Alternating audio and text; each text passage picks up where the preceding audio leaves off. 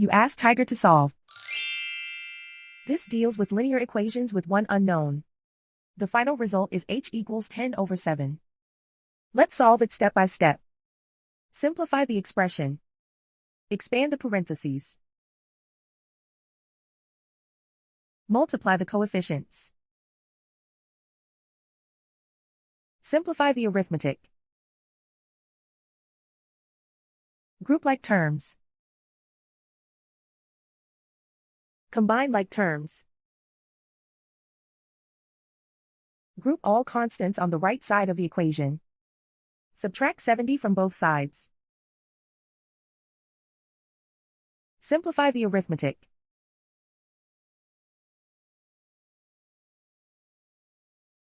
Isolate the h. Divide both sides by -49. Cancel out the negatives. Simplify the fraction. Cancel out the negatives. Find the greatest common factor of the numerator and denominator. Factor out and cancel the greatest common factor. And so the final result is h equals 10/7.